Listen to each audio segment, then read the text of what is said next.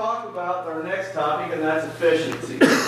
And I think as Americans, we fancy ourselves as being very efficient. And we like to be efficient in our operations. Everything we do, we want to be efficient. If you come to cow-calf days, I guarantee you that one speaker, if not all speakers, will be talking about some sort of aspect of efficiency. So, why efficiency? Well, efficiency, when we talk about feed efficiency, is pretty important. We can get that heifer to eat less and still maintain a high level of productivity. That's less feed we have to feed during the winter. That's more money in our pocket. So, the question is, we know there are some measures that we can assess efficiency. How much should we select for that? And how does selection affect profitability?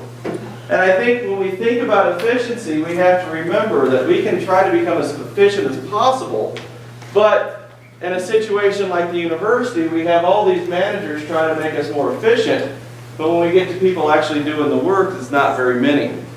So what it boils down to is that efficiency is great as long as productivity doesn't suffer. Okay? And so we have to balance that. What influences efficiency? Well, a lot of things. And I'm not going to go through all these. But we have to understand that each animal is a different beast, of course. But we can have some impact on efficiency. Behavior has an impact on efficiency. A crazy heifer is not an efficient heifer. Okay?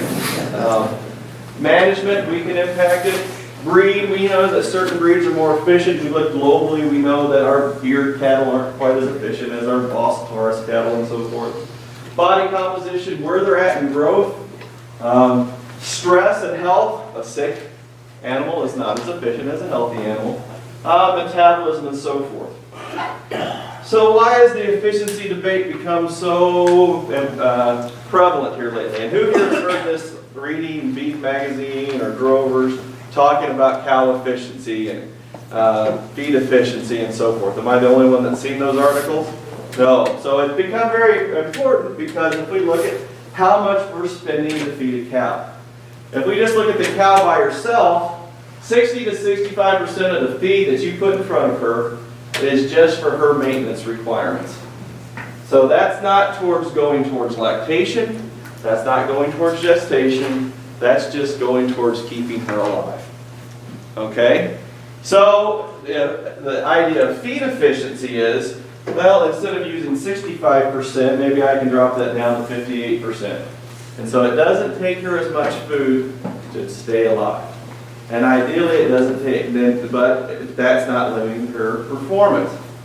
If we look at total energy used in the complete herd, you can see 51% is just for cow maintenance, 30% of that's going to progeny, that's growing steers or heifers, 5% is for fetal growth, and 14% is for milk. We spend a lot of money feeding that cow just to keep her alive. And so if we can make a cow more efficient, she makes us more money. That's the real thing. And we can select for efficiency and have our cows make us more money so that when times get tough, our cows don't have to go shady on us and trying to make alternative income for the ranch. So I just found this picture probably funny. So that's why efficiency is important. It's dollars saved. There's a lot of ways to measure efficiency. The one I'm going to focus on tonight is called residual feed intake. Who here has heard of residual feed intake, or RFI? Becoming a very popular way to measure efficiency. There's other means. There's feed to gain or feed conversion, feed to gain. Those are not as popular in the cow herd because there's a couple studies that suggest if we select only on feed to gain, that our cows get huge. It increases the size of our cows, and our cows are getting pretty big on their own. So let's kind of avoid that. RFI is residual feed intake. The way it's calculated is it's difficult, and we'll talk about that, but you have to know what that animal eats every day. And then you plot that against, I think it's going to take this animal through all of our calculations, 30 pounds of dry matter intake to reach X level of production. Okay, this is just an easy example. Okay?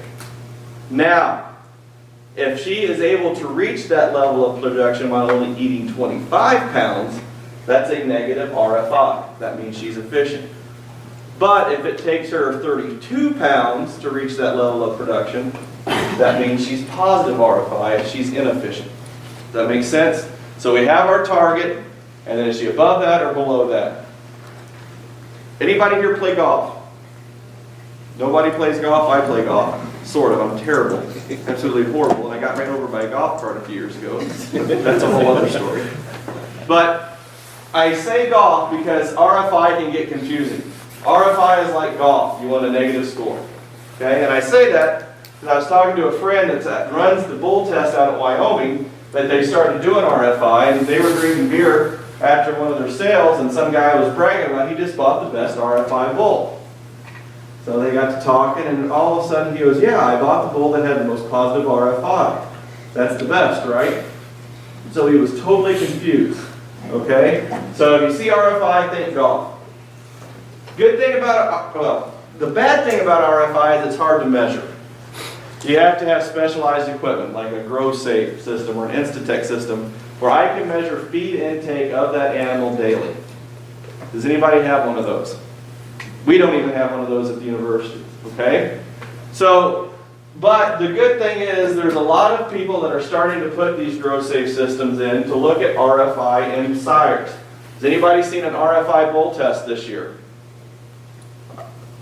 Mike's got one up there right now. I saw several. Then if you get the Tri-County, what's that paper we were looking at? The Tri-County Cattlemen, or Tri-State Cattlemen? There was, I think, 3 RFI tested bull tests this year where they're doing RFI on bulls. So the good news about RFI, it is heritable. So if I buy a bull that has a good RFI, her female progeny should also have a good chance of having a good, which is a negative RFI. Okay. So it makes sense, let's select everybody for RFI, and that way we improve efficiency in the cow herd, right? Well, hold your horses. A lot of times life's about compromise, right? Who in the crowd's married? I'll be celebrating 12 years. What's the key to marriage? Compromise, right? So these are some good quotes about compromise. Okay? And this is how my wife compromises. You know, let's just compromise and do things my way. That's a very common line. So when we think about feed efficiency, we have to think about compromise. We know feed efficiency can save us money. Here's a study right here. Summarizing about 5 studies, it saves about 10 to 20% of feed. So I can have, these are groups of heifers with negative or positive RFI. In this one example, it saved me about 7 pounds of dry matter intake a day. That's over a 200-day winter feeding scenario, 1,400 pounds. Most of us, our winter diet's about 7 cents a pound. So that cow, that selection for feed efficiency saved me about $98 or $100 an animal. Next study was about $50 an animal. So we know the savings are there. Actually, if you look at gross performance of the calves or the progeny of these heifers with, and this is over multiple studies of either negative or positive RFI, they don't have any reduction in weaning weights. They don't have any difference in pounds weaned per cow. And so there's no effect on calf performance. Likewise, if we look at breeding season, overall breeding season pregnancy rates, we don't see a difference. Okay? But what did we talk about earlier? It's not just if they get pregnant, but when they get pregnant.